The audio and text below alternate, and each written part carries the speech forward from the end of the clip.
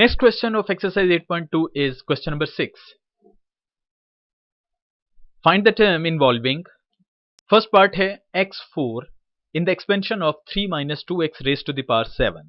जी, जैसा कि हम जानते हैं जब हम बाइनोमियल एक्सपेंशन को या कोई बाइनोमियल एक्सप्रेशन है उसको हम एक्सपेंड करते हैं तो हमारे पास एक टर्म ज्यादा आती है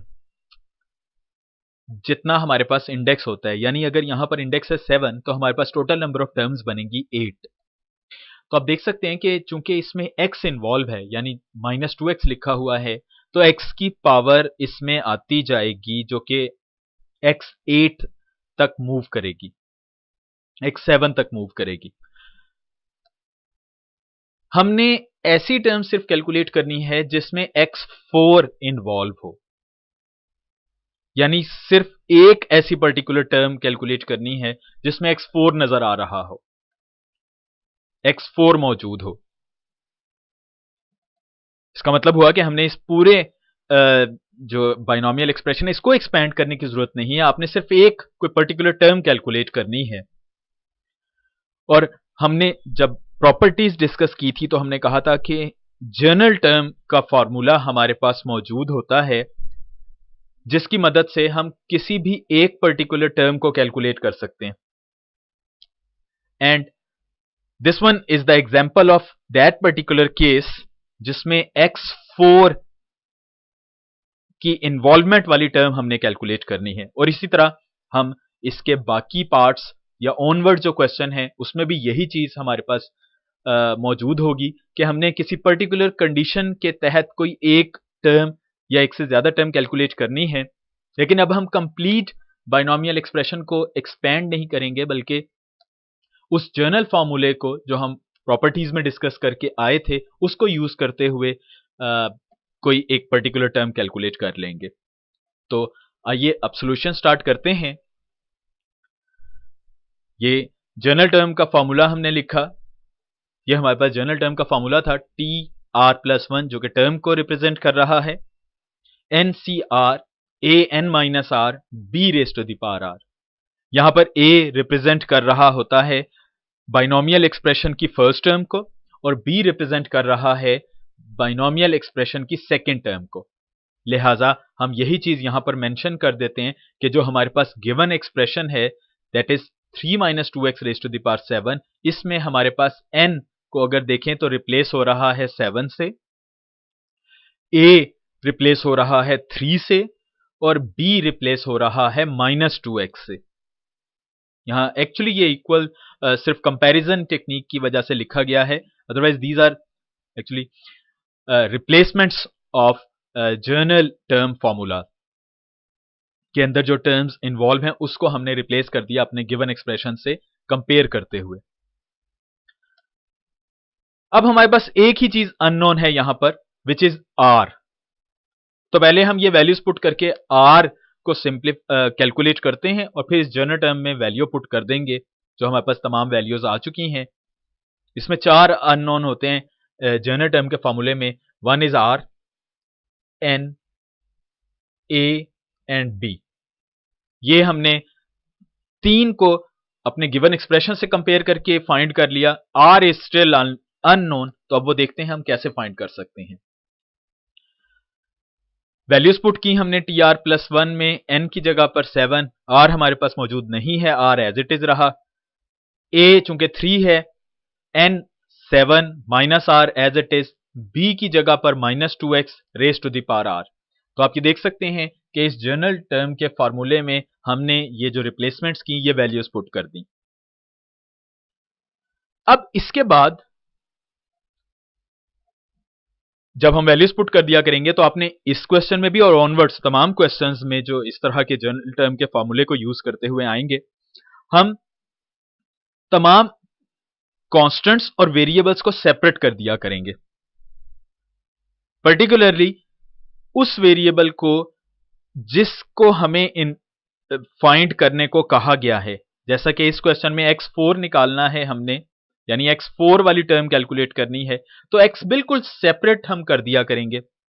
अगर किसी क्वेश्चन में हमें y की पावर कुछ कहा गया तो हम y सेपरेट कर देंगे, a के बारे में कहा गया तो a को सेपरेट कर देंगे। तो इस तरह अब देखिए ये तो एज इट इज रहा, 3 की पावर 7 माइनस आर भी हमने एज इट इज किया, -2 हम इधर से सेपरेट कर देते हैं और x raise to the power r को सेपरेट कर देते हैं ताकि हम यहां से बड़ी इजीली x की पावर 4 सिंप्लीफाई कर सकें। ये एज इट इज रिजल्ट हमने प्रीवियस स्लाइड से उठाया। इसको हमने कहा एक्सप्रेशन नंबर 1। चूंकि हमें फाइंड करनी है ऐसी टर्म जिसमें x4 मौजूद हो, हमारे पास यहां पर मौजूद है x raise to the power r, हमें वो टर्म चाहिए जिसमें x4 हो। तो अगर r की जगह पर 4 आ जाए, ये देखिए, तो फिर हमारे पास रिक्वायर्ड टर्म बन जाएगी। लिहाजा इस तरह से हम r को फाइंड कर लिया करेंगे जो हमारे पास गिवन कंडीशन होगी। हमारे पास इस वक्त गिवन कंडीशन थी कि आपने x4 कैलकुलेट करना है, हमने बिल्कुल x को सेपरेट किया। अब जो x की पावर है वो r, हमें चाहिए 4, हमने कहा कि हमें r 4 रखेंगे तो ही x की पावर 4 फाइंड हो सकेगी। तो इस तरह हमने x की जगह जो पावर है वो 4 बना ली। Putting r is equal to 4 in 1। अब जहां जहां पर आपके पास एक्सप्रेशन नंबर 1 में r है वहां पर 4 पुट कर दीजिए। तो 3 raise to the power 7 minus 4 -2 raise to the power 4 and x raise to the power 4। Simplify कर लीजिए इसको, T5 7C4, ये आप कैलकुलेटर की मदद से सॉल्व करें तो रिजल्ट आपके पास आ जाएगा 35।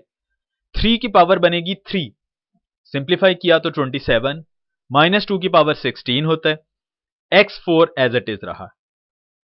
तो अब आपने देखा कि जब हमने कंपेयर किया या इसका जो x को सेपरेट करने का ये फायदा हुआ कि हमें जो x की पावर चाहिए थी हमने वही r को रिप्लेस कर दिया उससे। तो अब आपके पास एंड रिजल्ट में सिर्फ x की पावर 4 ही नजर आ रही है। मल्टीप्लाई किया तो आपके पास अब ये रिक्वायर्ड टर्म बनी T6 जिसमें x4 इन्वॉल्व है। तो हमने कंप्लीट एक्सपेंड करने के बजाय जनरल टर्म के फॉर्मूले से x4 वाली टर्म कैलकुलेट कर ली। आइए एक और एग्जांपल क्वेश्चन नंबर 6 ही का पार्ट नंबर 2 सॉल्व करते हैं। अब हमें चाहिए x की power -2 in the expansion of x -2 over x के रेज टू द पावर 13। दो जगह पर x आ रहा है, हमें सिर्फ x की पावर -2 यानी कैलकुलेट करने के बाद जो x की पावर -2 बने वो चाहिए है टर्म।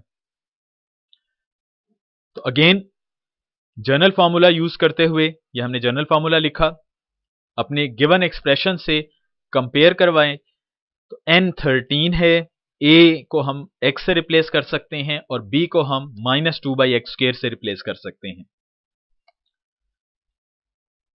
वैल्यूज पुट की, x raise to the power 13 minus r, चूंकि n 13 है, r एज इट इज है, b की जगह पर -2/x² raise to the power r। अब इसमें से जैसा कि हमने पिछले पार्ट में भी बात की कि आप वेरिएबल को सेपरेट कर दीजिए और जो इंटीजर्स हैं उनको सेपरेट कर दीजिए। तो यहां पर ये एज इट इज रहा, x आ रहा है, x को हम बाद में लिखते हैं, पहले -2, चूंकि -2 ओवर x के raise to the power r है, इसमें से -2 की पावर r सेपरेट कर लिया। अब इस x raise to the power 13 minus r को ये एज इट इज लिखा, यहां पर भी x मौजूद है x² की सूरत में, -2 हम ऑलरेडी लिख चुके हैं, ये 1 ओवर x² है, अगर हम इस x को न्यूमरेटर में ले जाएं तो इसकी पावर हो जाएगी -2, r से मल्टीप्लाई होकर x की पावर बन जाएगी -2r। तो अब दो जगह पर x आ गया है, इनमें x की पावर कंबाइन की जा सकती है, तो x की टोटल पावर आपको यहां पर नजर आ रही होगी 13 -3r, चूंकि -r फर्स्ट x के साथ है और -2r सेकेंड x के साथ है, तो फिर इनको कंबाइन करेंगे तो आपके पास ये as it is last line of previous slide, ये digits numeric value as it is x raise to the power 13 -3r, हमें चाहिए है x raise to the power -2, तो जाहिर है फिर हमें x की पावर 13 माइनस 3r को रिप्लेस करना पड़ेगा -2 से। सो to find term involving x raised to the power -2 we must have 13 minus 3r is equal to -2। इसको सिंप्लीफाई कीजिए तो आपके पास r की वैल्यू आ जाएगी, ये आ गया r is equal to 5। Simple, आप -3r को राइट साइड पर शिफ्ट कर दीजिए, -2 लेफ्ट साइड पर आकर ऐड हो जाएगा, 15 बनेगा, 3 डिवाइड होगा तो r की वैल्यू आ गई 5। ये r की वैल्यू जब आप 1 में पुट करेंगे तो आपके पास x की पावर लाजमी तौर पर -2 बन जाएगी। ये वैल्यू पुट की, r जहां जहां पर मौजूद है, -2 raise to the power 5, x raise to the power 13 minus 15। Simplify किया 13c5। After simplifying with calculator we have 1287 -2 की पावर 5 -32 और x raise to the power -2। Simplify करने के बाद आपके पास T6 यानी 6th टर्म बनेगी जिसमें x की पावर -2 मौजूद होगी। सो यही हमारा रिक्वायर्ड रिजल्ट या रिक्वायर्ड टर्म बन जाएगी।